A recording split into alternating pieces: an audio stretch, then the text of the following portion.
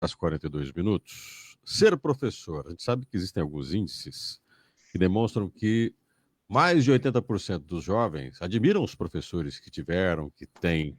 Adolescentes gostam dos professores, mas quando você pergunta para eles, você gostaria de ser professor? Aí a coisa muda. Grande parte tem uma visão complicada da profissão. E um livro resolve mostrar o cotidiano do professor. E principalmente como ser um professor de sucesso. E esse livro é escrito por Silvio Lee, que é professor na área de ciência tecnológica, mestre, doutor, e o livro se chama O Professor que Transforma: Passos para o Sucesso na Prática do Ensino. E é com o Silvio Lee que eu converso agora. Professor Silvio Lee, bom dia. Bom dia, Gilson. Obrigado novamente pelo convite. Silvio, no teu livro você faz uma coisa muito interessante, que é você descreve o cotidiano, tá? As práticas Sim. docentes, tem muitos cases lá, inclusive que você vivenciou, pessoas que você conheceu vivenciaram, e você faz disso um pouco de matéria-prima de levar à frente uma proposta de ser educador. Fala um pouquinho para a gente como é que surgiu essa ideia, não só do livro, mas de escrever ele dessa forma, porque é muito didático o livro, né? Mas como é que surgiu essa ideia de fazer o livro e dessa maneira? Então, Gilson, eu estava planejando organizar um curso de biologia online. Isso no começo do ano passado, logo no início da pandemia. E minha esposa sugeriu que eu escrevesse um pouco a respeito da prática do professor, das dificuldades no início de carreira. Aí eu pensei, boa ideia, por que não, né? Afinal de contas, eu, quando fiz a licenciatura, eu percebi que, efetivamente, os professores, os profissionais que estavam orientando na licenciatura, estavam muito despreparados para real rotina, tanto na sala de aula quanto fora da sala de aula. A preparação do profissional alinhado com a empresa que o contratou. Afinal de contas, independente de ser uma escola pública ou privada, você lida com pessoas, você lida com clientes que estão ali com expectativa de uma qualidade do produto que será oferecido. Então, em momento nenhum, eu percebi, tanto na pós-graduação quanto na licenciatura, que os professores que estavam nos acompanhando estavam efetivamente nos preparando para a realidade que eu já estava enfrentando. E quando eu comecei também a minha vida profissional como professor na docência, eu não tive esse apoio, Gilson. A gente vai descobrindo sozinho, né? Até comento sempre com meus colegas, inclusive com colegas diretores de instituições de ensino, que como qualquer outra empresa, a escola espera que ela quer contratar professores com experiência. Contudo, a própria escola não está disposta a preparar esse profissional. Então, a minha esposa falou, Silvio, por que você não narra um pouco da sua experiência para ajudar quem já está estabelecido ou quem está querendo abraçar a docência, até para mostrar que é possível você ter sucesso nessa profissão, como você falou inicialmente, tão desacreditada, né? Ainda mais no Brasil. Uma pena, né, Gilson? Mas é verdade, né? Poucos alunos meus abraçam a docência e acontece com você também, né? É só Uhum. você perguntar na sala de aula quem pretende fazer licenciatura. Ninguém ergue a mão, muito difícil, né? 10% ergue a mão e os de cada, vamos colocar aí, de cada 100, 10 e os 5 deles por consideração. Mas vamos lá, você colocou uma coisa muito legal no seu livro, que eu gostei demais, é exatamente sobre isso. E quando alguém quer ser professor, você viveu com os chamados, você chama de sombras, né? Que são aqueles alunos que Sim. gostam, por exemplo, da área de biologia, vivem atrás do professor e estão dispostos a aprenderem a ser professor, convivendo com o professor. Isso deveria acontecer mais na educação, na tua opinião, porque você defende muito isso no livro. Que você foi assim, inclusive, a tua entrada na docência, de ter um modelo, um professor, e tentar acompanhar o trabalho dele, vendo e vivenciando com o professor. Olha, Gilson, quando eu comecei, um profissional, o professor Oya, que trabalha em Apucarana, tem uma escola em Apucarana, ele foi um dos poucos profissionais na época que estavam dispostos a preparar uma nova leva, uma nova geração de professores. Isso aconteceu comigo e vários colegas da nossa época, né? Chamados atualmente de professores da década de 90, né? Uhum. Então, tivemos o professor Oya de matemática, ele foi um dos poucos que ajudou inicialmente e oportunizava, né, a sua escola para novos profissionais. Agora, eu tive vários alunos, tanto durante a graduação, na área de biologia, que me acompanharam. E eu percebi que, mesmo depois de me acompanhar, assistindo às minhas aulas, eles sofriam bastante no dia a dia. E até eram organizados, até seguiam os passos que eram recomendados pelos coordenadores, mas no dia a dia, na questão principalmente disciplinar, eles pecavam muito, cometiam alguns excessos, deixava a coisa chegar num ponto que ele perdia o controle e dava sermão, né? E muitas vezes eu percebi também que esses acadêmicos, assim que começavam na docência, eles tinham um pouco de receio dos alunos indisciplinados, um pouco de medo de enfrentar aquela turma do fundo da sala, né? Ou de perder, né? Ou tentar de alguma forma, agradar o aluno para que a turma pudesse respeitá-lo, e não é o caminho, né, Gilson? Então, no meu livro eu falo bastante sobre isso, que um profissional já experiente, ele teria que acompanhar esses novos profissionais, mas é muito difícil você ter um professor que esteja disposto a isso no ambiente de trabalho, né? E mesmo a coordenação, ela contrata muitas vezes o profissional e larga. Ó, entra aí, né? Se vira, e eu acho muito complicado isso, porque, afinal de contas, para você atingir, né, uma excelência naquilo que você faz, você tem que ter orientação de quem já passou por isso, né, Gilson?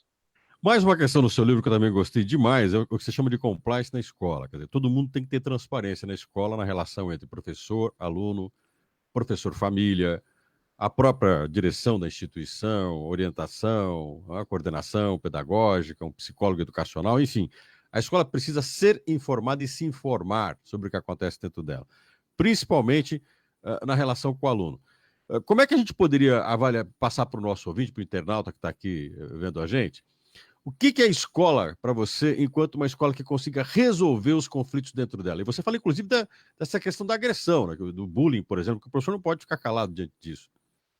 Sim, Gilson, eu acho que a escola ela tem que agir como uma empresa no sentido da transparência, comunicação interna.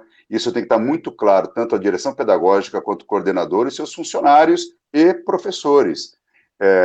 Quando uma empresa ela tem tudo muito claro, quais são as regras, como elas funcionam, o que pode, o que não pode, e, é claro, a coordenação deixar bem claro, né, a atitude homogênea dos seus professores para resolver uma questão disciplinar, por exemplo, em sala de aula, né, como que o professor vai ter que lidar com esse aluno fora da sala de aula, o que é permitido, o que não é mais permitido hoje, né? Então, eu acho que tudo isso facilita muito a vida do profissional e facilita muito a vida do diretor como, né, o gerente, o gestor de uma empresa.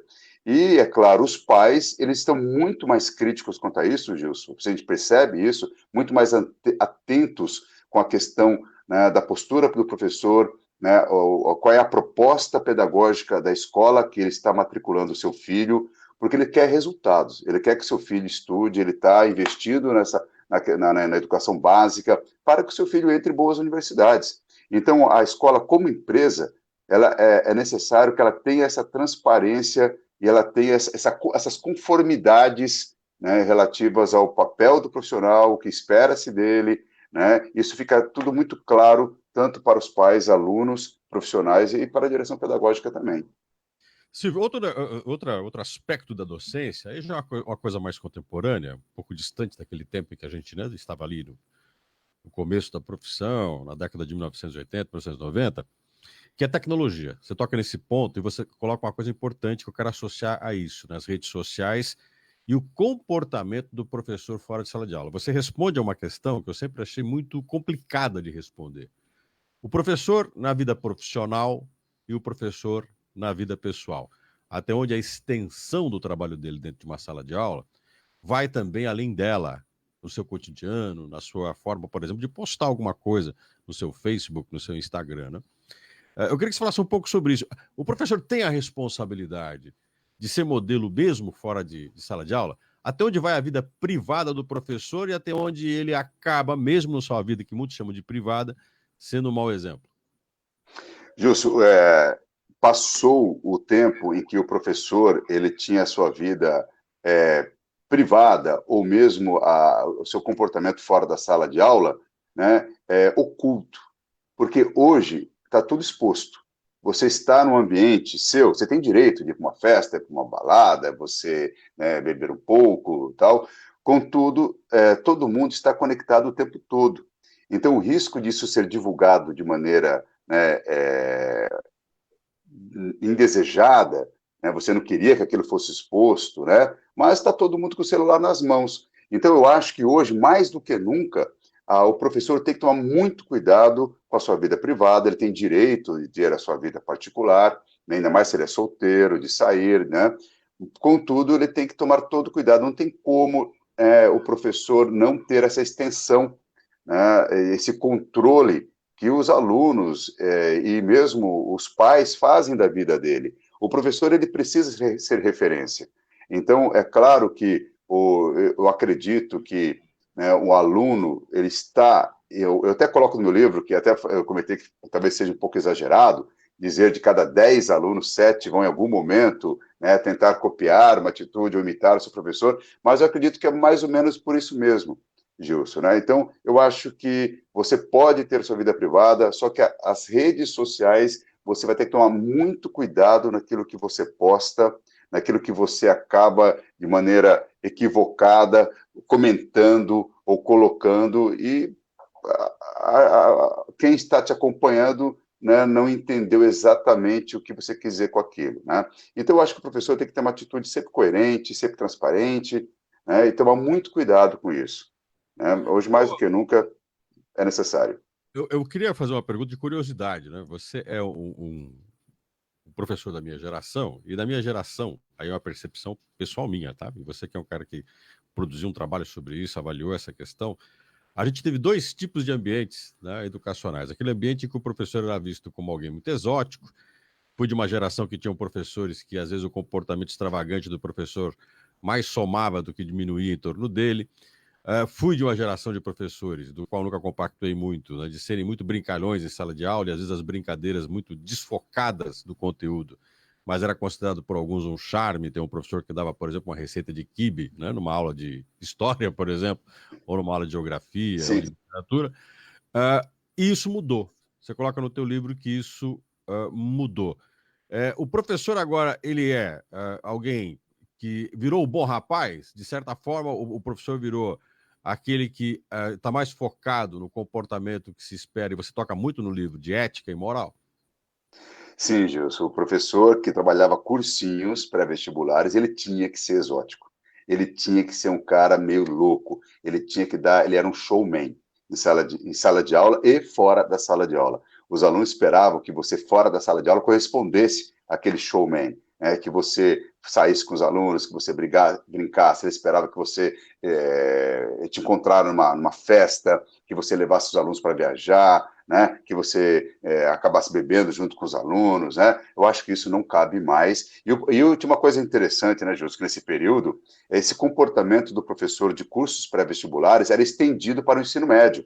Sim. Então, quando o aluno saía do fundamental para o médio, primeiro, segundo, terceiro ano do ensino médio, ele esperava encontrar esses professores.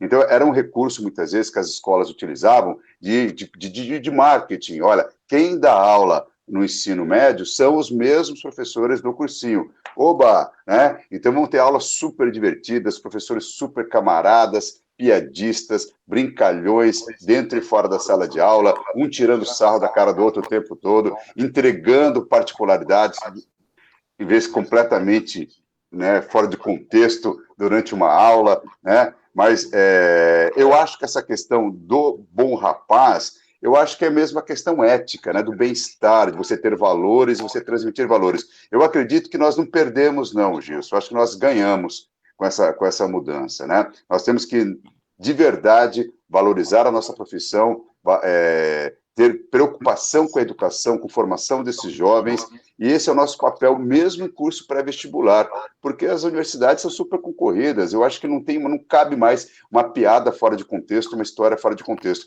Você pode ser um grande contador de histórias, né? Você pode contar casos na sala de aula, mas tudo contextualizado dentro daquilo que você está trabalhando. A sua aula pode ser divertida dentro daquilo que você está falando, né? Você pode ser uma pessoa bem-humorada, mas não cabe mais você parar 10 minutos da sua aula para contar da sua vida particular e falar de histórias, inventar história a respeito de outro professor, só para fazer a turma dar risada. Não cabe mais, né, Gilson?